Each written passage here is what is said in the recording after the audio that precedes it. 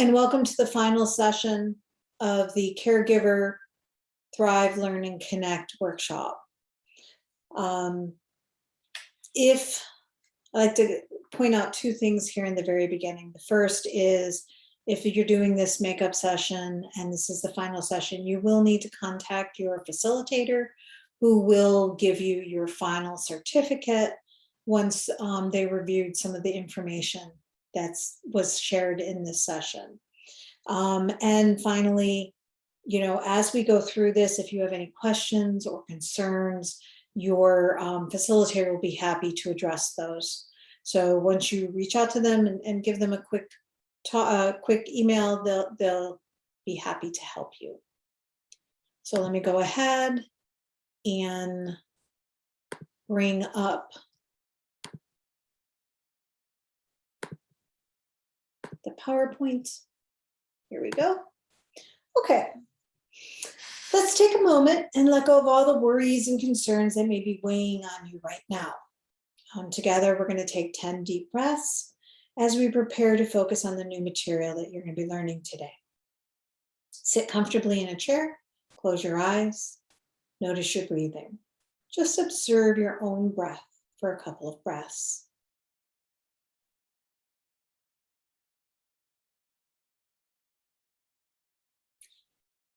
Now we're going to ask you to slow your breathing. To slow down, do a slow inhale through the nose for a count of 5. Pause. Then we're going to do a slow exhale through the mouth for a same count. Are you ready? Breathe in. 2, 3, 4, 5. Pause. Breathe out. 2, 3, 4, 5. Pause. Breathe in. 2, 3, 4, 5. Pause. Breathe out. 2, 3, 4, 5. Pause. Breathe in. 2, 3, 4, 5. Pause. Breathe out. 2, 3, 4, 5. Pause. Breathe in. 2, 3, 4, 5. Pause. Breathe out. 2, 3, 4, 5. Pause. Breathe in. 2, 3, 4, 5. Breathe out. 2, 3, 4, 5. Breathe in. 2, 3, 4, 5. Breathe out. 2, 3, 4, 5. Breathe in. 2, 3, 4, 5. Breathe out. 2, 3, 4, 5. Breathe in. 2, 3, 4, 5. Breathe out. 2, 3, 4, 5. Breathe in.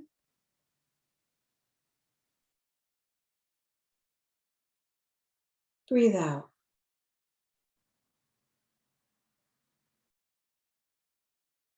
Breathe in. Breathe out.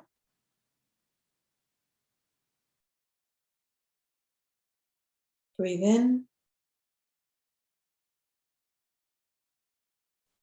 Breathe out. Breathe in. Breathe out. When you're ready, open your eyes and come on back to the room. Now that everyone is ready, let's check in and see how your action plan went from last week. So last week you had an option of 3 different tasks to choose.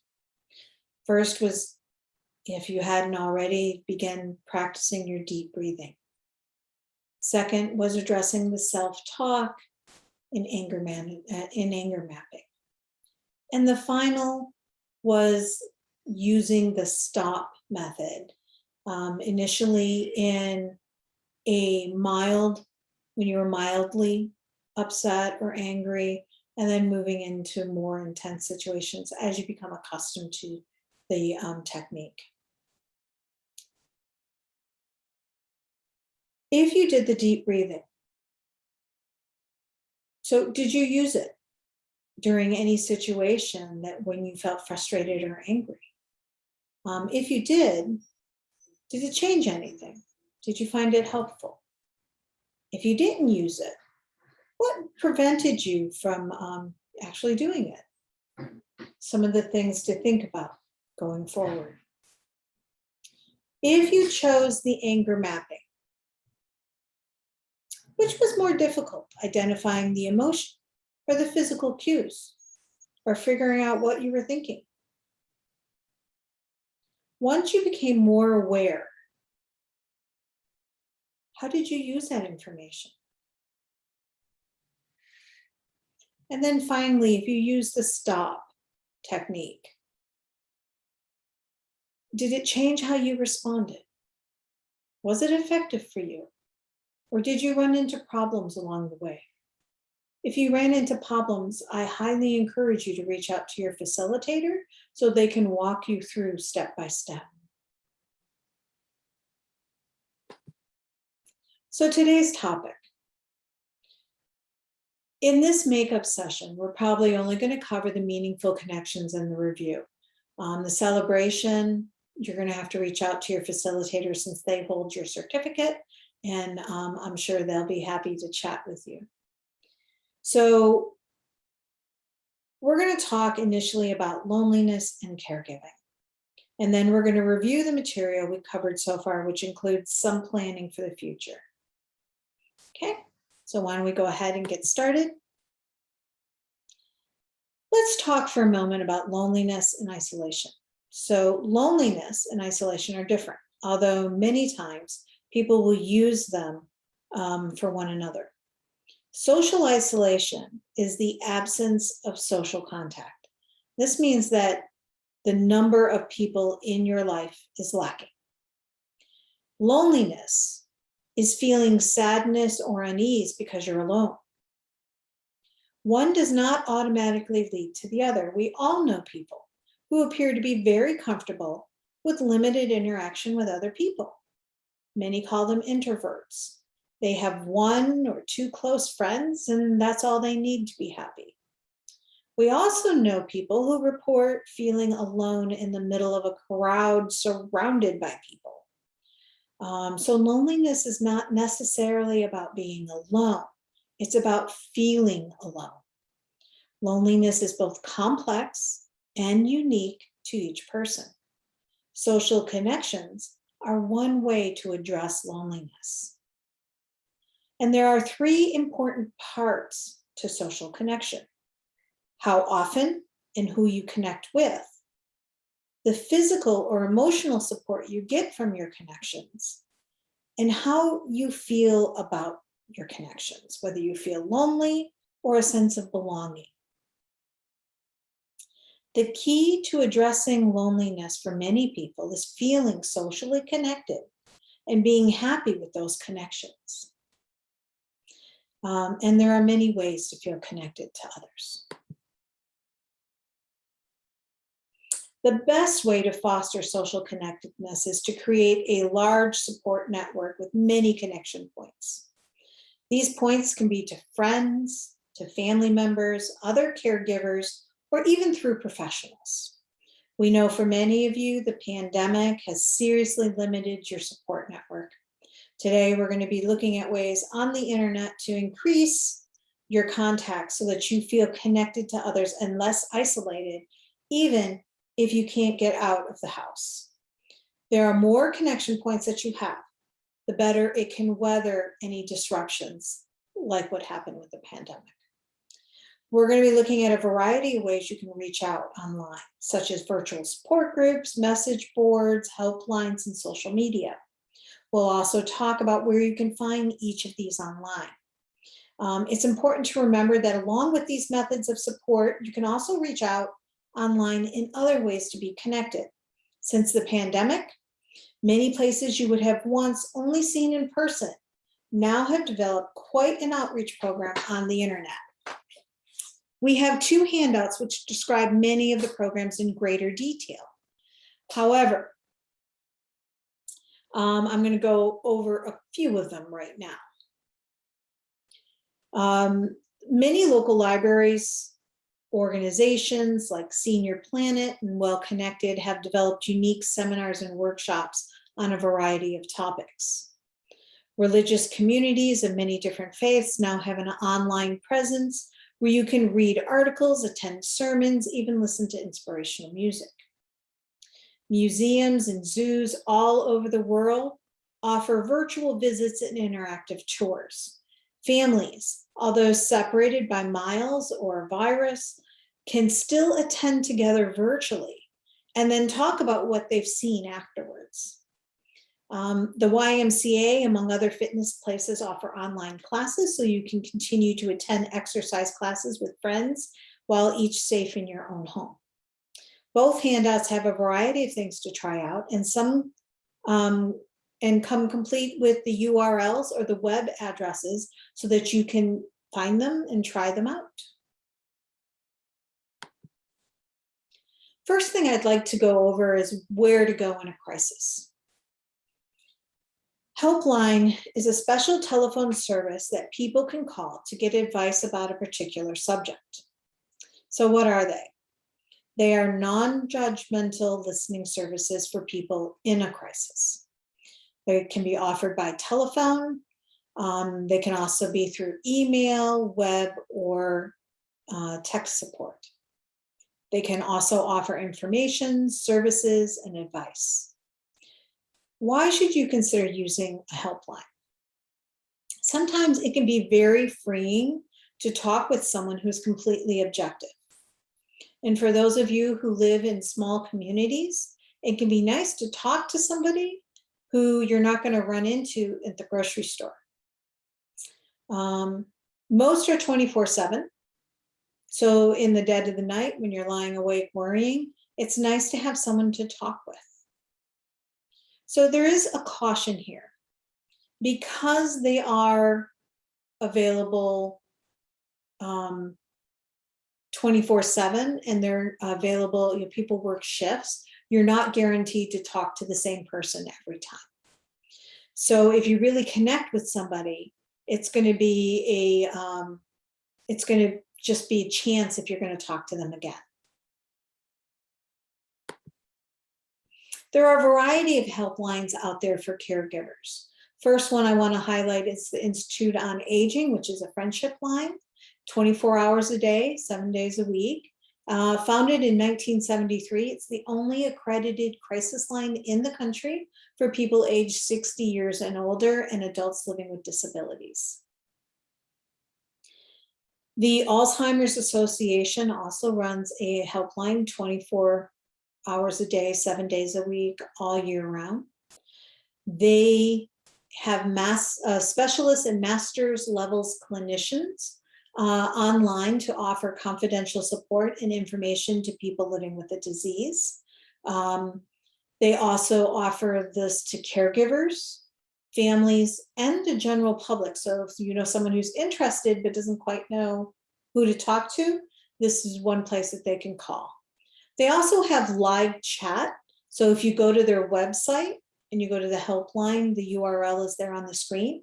From 7 a.m. to 7 p.m. in Central Time, Monday through Friday, they have someone that you can just chat. This is really nice because if you don't want to actually speak out loud, right, you can actually chat with somebody by typing. So you're someone who, if you're in the same household as the person that you're caring for, but you don't necessarily want to talk out loud, this can be one way of reaching out to somebody.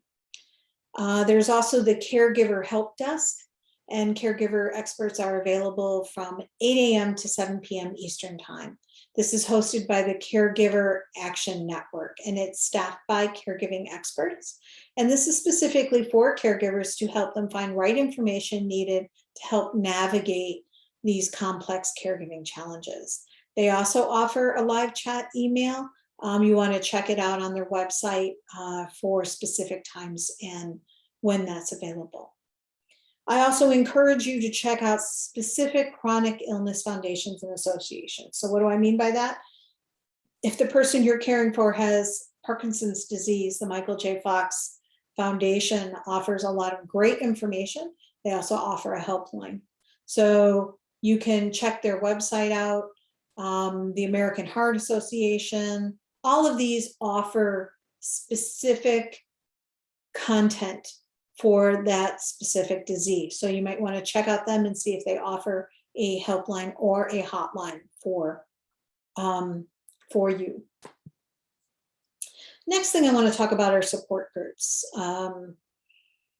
As a caregiver, I'm sure you've heard a lot about support groups. Support groups are one way to connect with others in similar situations like yours. They're not for everyone, but some people do find them very helpful.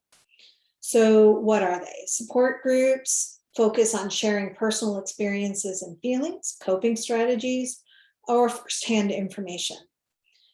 Why do people keep recommending them? Well, people who attend support groups report feeling less alone. They can be a source of practical advice. Many times the members have been there and done that already, and they can share what worked and perhaps more importantly, what didn't work. There's an important caution here. You may need to try out a variety of support groups until you find one that fits. There are many different types of support groups out there. There are condition-specific groups. So this may be, say, the difference between a Parkinson's group and an Alzheimer's disease group, right? So they're going to address different strategies and provide different information. There are groups that target different kinds of caregivers. What do I mean by that? Well, there are groups just for spouses and those for children who are taking care of parents. There are groups just for men and groups just for women. There are also peer-led support groups. So this is led by someone who's been a caregiver or who might be a caregiver while they run the support group. There are also groups led by a trained facilitator. So that's someone who's trained to lead support groups. These may have different feels to them and they may address more closely what you need. So it's important to know and try out these different types of support groups until you find one that you feel comfortable with. So in general, there are a lot of positives to joining a support group where you feel comfortable sharing. So the pros include feeling less lonely or isolated. You may improve skills to cope with different challenges. People report improving an understanding of the disease. And they report learning more about health, about economic or social resources that are local and in the community. Some of the cons, they're not always helpful for everybody. Not everybody likes support groups, and that's fine. Many groups do not do problem solving, and they may end up leaving you feeling worse than when you first arrived. Obviously, those are not the groups that you want to continue attending. And there's no way of knowing if the material that's offered is evidence-based. So when someone says that, they tried a certain supplement and that supplement was awesome and did everything that they promised, you don't know what the actual evidence is behind it. So it's up to you, it's buyer beware, right? You have to go in. One thing that my dad used to say, trust but verify. Right? Don't take anybody at their word especially if the results are unbelievable, right? There's no cure for any dementia at this point. So if someone offers you something and tells you it's a cure, take it with a serious grain of salt. So how do you find a group that fits? The first thing is you got to understand the format, right? Does it have a facilitator, a trained leader? Is it peer-led? Ask about the group's confidentiality policy. It should encourage a level of privacy where what's said in a group should stay in the group. Last thing you want is to hear your story broadcast where everybody can, hear it. Or if you're complaining about a relative, the last thing you want is post it all over Facebook. So know the difference between a virtual support group and an in-person support group. Both have meeting dates and a time and a certain frequency they meet, whether it's weekly or monthly. In-person meets at the location you go to. Virtual meets on the computer through a teleconferencing program like Zoom or Skype. The Mayo Clinic notes that there are specific benefits to virtual groups, which include more frequent or flexible participation, right? Because you don't have to drive somewhere, you don't have to get someone to sit with the person that you're caring for, you're much more likely to actually attend. Opportunities for those without local face-to-face support groups. Let's face it, some of the areas that we want to meet, you have to drive pretty far to get to a support group. If you can just walk over to your computer and sit down, your support group is no further than wherever your computer is. There is a degree of privacy or anonymity and being anonymous available to you. If you're online and you call into a group, you're might be going to a different area where everybody doesn't know you. So that can be helpful. It's important when you're looking for one that fits that you manage your own expectations. Friends don't magically appear. You must work at it. You have to be prepared to introduce yourself, be friendly, reach out to offer support, and be open to accepting support in return. Know that most groups are free to join. If they have a charge, you should ask them why they are charging. There are a variety of legit reasons why people charge. They may have to pay the facilitator or the site. It actually encourages group stability. We value what we pay for. So if you pay for something, you're much more likely to show up. And there may be a bunch of other reasons. It's always a good idea, though, if someone's charging for it, that you ask, why is it happening? Why are they charging for it? Don't feel obligated to stay in a group if it doesn't feel right to you. I do recommend that you give it a few tries, right? You may have just come on an off day. We all know groups that are like that, where most of the time they're incredibly helpful, but for some reason one is just off. So give it a couple goes. And if it still doesn't fit you, change it out for another one that does. Remember, you can always leave a group. And the last thing is the value of keeping an open mind, right? It's important to find a place where you can share stories, feelings, and advice with people who can relate without judgment. Knowing that you're not alone can make a world of difference in your experience as a caregiver. So just being aware that that benefit could be out there for you can be very helpful. So where do you find a support group? So the Family Caregiving Alliance offers an emailing list style support for caregivers. And it's for persons with all different types of chronic diseases. You can find the web address of the URL on the screen. The Well Spouse Association is open for all chronic illnesses. Although the groups are member-based, meaning they charge, the website has many free resources that is available to people. If you're looking for something local and in person, you want to check out your major organizations for the illness of the person that you're caring for. American Heart Association, if the person has a stroke or has a heart disease. Michael J. Fox Foundation is great for Parkinson's disease. Alzheimer's Association for dementias. The Lewy Body Dementia Association, if they have a specific type of dementia called Lewy Body dementia. Another great resource for you is check in with your local area on aging. If you go to the URL there at the bottom, you type in your email or your zip code and they'll let you know where the closest area on aging is. So the next thing I want to talk about with you today is your online message board. So a message board is an online discussion site where people can hold conversations in the form of posted messages. So what are these? They serve the same kind of goal that a support group does without the structure of attending a once a week event. They're available 24/7, so you post your question or you share an answer to someone else's question. Sometimes,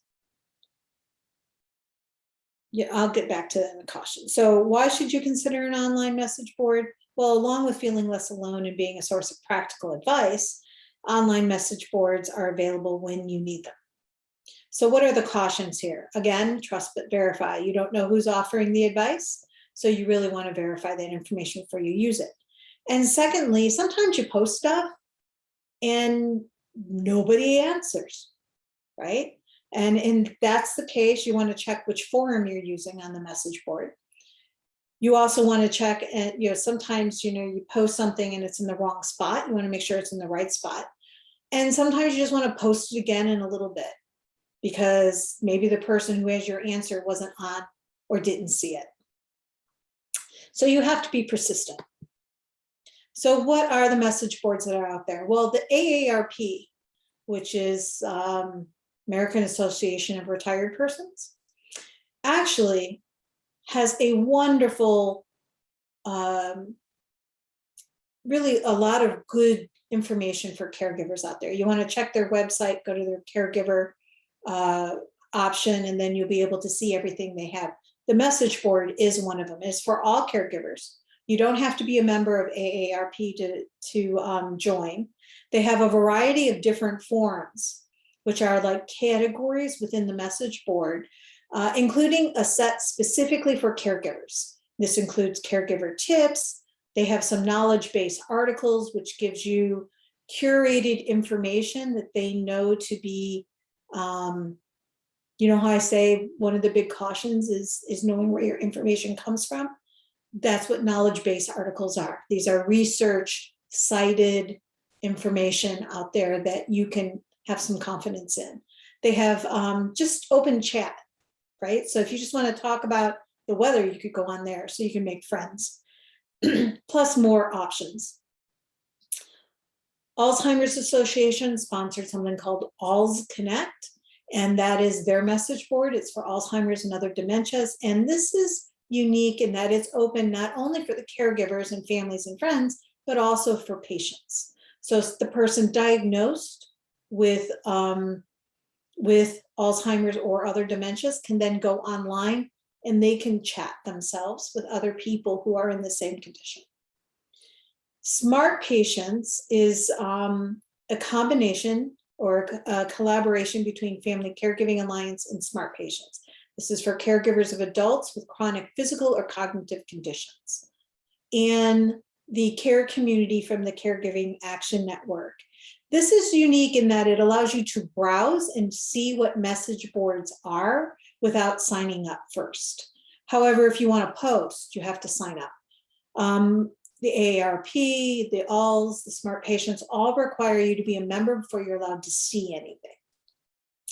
What's nice about the care community is it has specific forums for different types of diseases. So if you want to find out specific information that pertains to the specific disease the person that you're caring for is dealing with, you want to check them out. Let's talk about social media. Facebook is in the news a lot lately, and it's not all good. If you're unfamiliar with what Facebook is, it's a website which allows users who sign up for free profiles to connect online with friends, work colleagues, people they don't know. It allows users to share pictures, music, videos, articles, as well as their own thoughts and opinions with however many people they like. Private groups are Facebook code for groups which require membership to join. So you have to join individual groups, and posts can only be viewed by those who are members.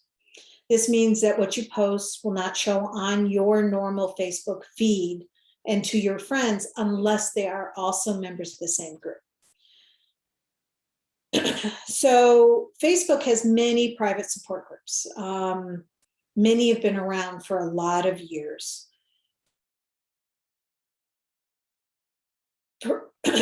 They tend to provide support and advice in these groups, and many caregivers find them very helpful. Why should you consider one? Facebook is a media that many people are already familiar with. Some of these groups have been around for a very long time, so they have caregivers with a lot of experience. They have caregivers who are gone through their journey and still hang out there because they have friends that they want to help. There are some serious cautions, though, when you work with Facebook. One is there is no guarantee of privacy on Facebook. While these groups do make efforts to protect their members, the very nature of Facebook can at times work against them.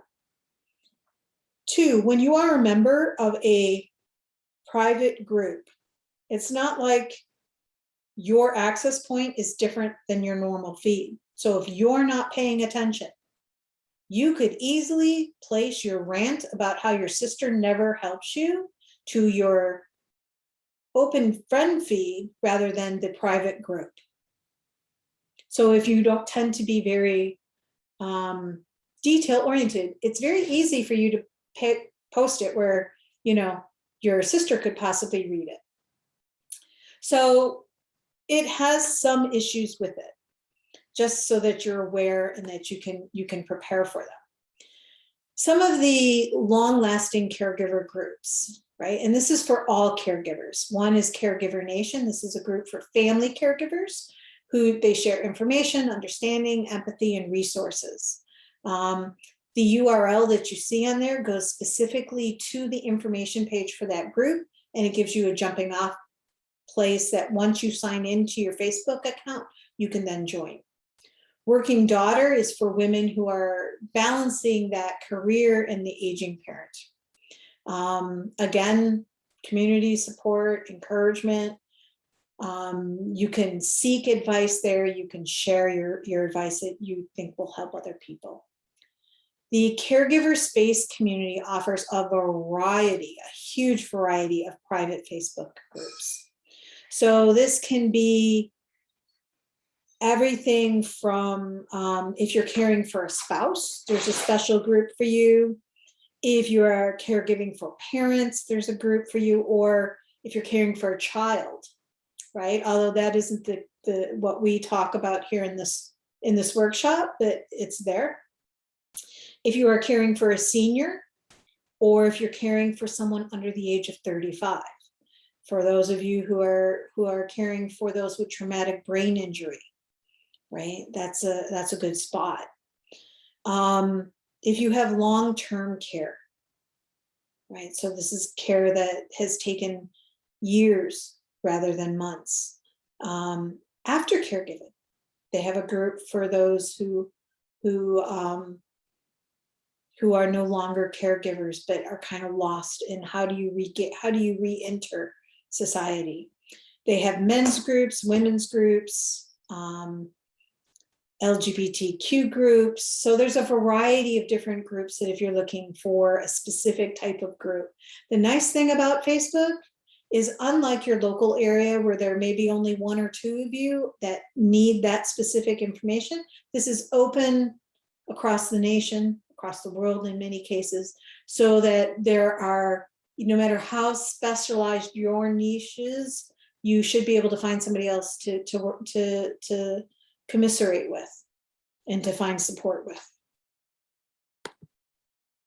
If you are looking specifically for dementia care, there are two groups I'd like to bring to your attention. One is Memory People, and this is specifically for Alzheimer's or dementia. They've been around for a very long time. And the other one is the Purple Sherpa Base Camp. Both of these groups measure their time in decades rather than years. They have been online since the initial beginning of Facebook. So there are a lot of different people that belong to these groups. And that's important. When you go to these URLs and you take a look, some of the things you want to look at is how many people are in the group. And then you want to look at how active they are. If they have 100 posts a day, you know that they have a bunch of really active people in that group, and that's a blessing and a curse. It's a blessing because now you have access to all of these people who probably have been there and done that and have great advice for you.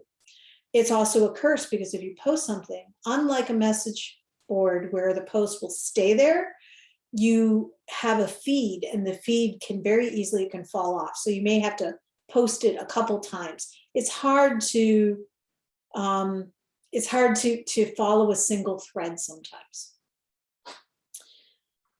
So I'm going to, that finishes our, does it? Yes, that finishes our what you can do on the web to kind of stay connected.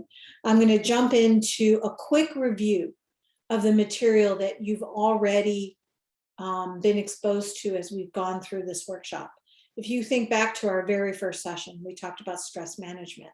Some of the takeaways from stress management was that stress affects your life in many different ways. Some of them you don't really expect it to affect, but it does. Second thing that I'm hoping you remember is that everyone shows stress in different ways, and it's important to know your own signals. And then we learn 2 different skills, deep breathing and visualization. Those skills work best if they are practiced often. So hopefully, over the past few weeks, you've been practicing either deep breathing or a visualization as a way of dealing with your stress, and you're noticing some improvement.